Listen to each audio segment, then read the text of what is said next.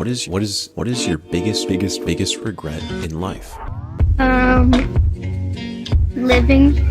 Not doing better in my studies. Running away after I hit that pedestrian. Not getting enough Robux. It was a Mitsubishi Lancer that I no longer own, and an old lady that I don't know. Probably pouring Honey Nut Cheerios with not quite enough milk, just enough to make it soggy and gross. Drugs.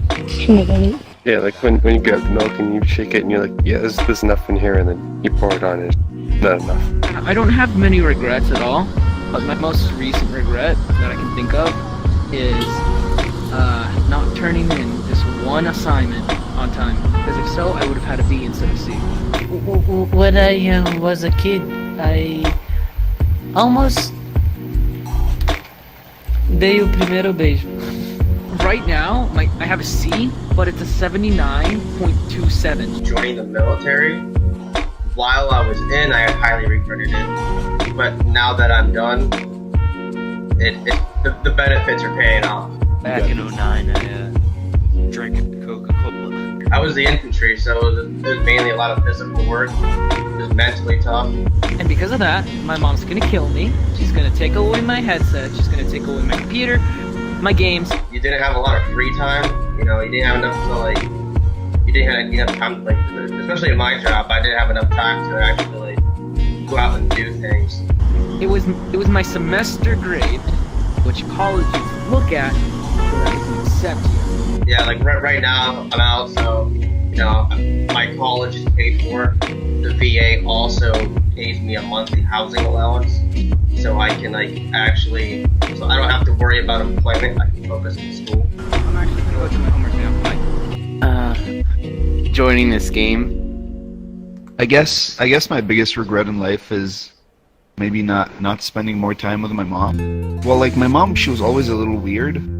Like in life, she was always a little weird. But like every year near my birthday, she would make trayfuls of gingerbread cookies and pass them out to my classmates with like a handwritten card to like thank them for being my friend, which it was like, okay. Like she still loved me a lot. Like if you stepped into our house, you would find our walls plastered top to bottom with every piece of shitty art school that I had ever done, you know? It would get to the point where I would just throw my creations away before getting home because I didn't want her to like just knack another shitty art on the wall.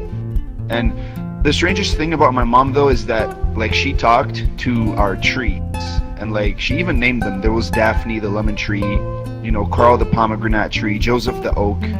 The oak was bigger than a sapling, but it was still far from a mature tree. And sometimes I would even find her in the backyard having full-blown one-sided conversations with the trees. And one day I told her that, that was talking to trees like that was a little bit weird. And she said that, she said, hey, they need to feel loved, and then she would just wait until I'd get back into the house before continuing the conversation where she left off.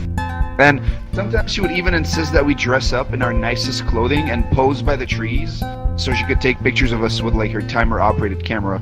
And I always knew she was far from a normal mother, but honestly, all we had was each other, and she did give me all the affection a mother could give. But when I moved out for college, I made sure to stay close because I really couldn't bear to leave her alone. And I told her this one day, and she kissed my forehead like lovingly, and she told me that it was okay because she had Carl, Daphne, and Joseph to keep her company.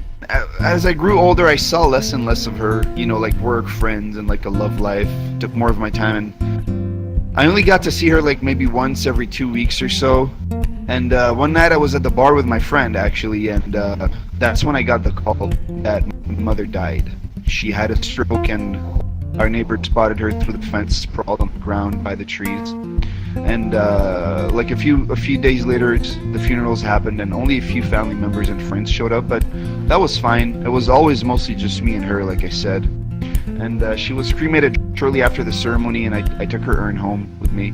And in her will, she only had one request of me, and that was that I continue to take care of and talk to the trees. And I mean, I took care of them for sure, but I really couldn't bring myself to talk to plant life, And one day I finally got the courage to go through her stuff in her room, and I found an envelope in her desk with a cache of papers inside.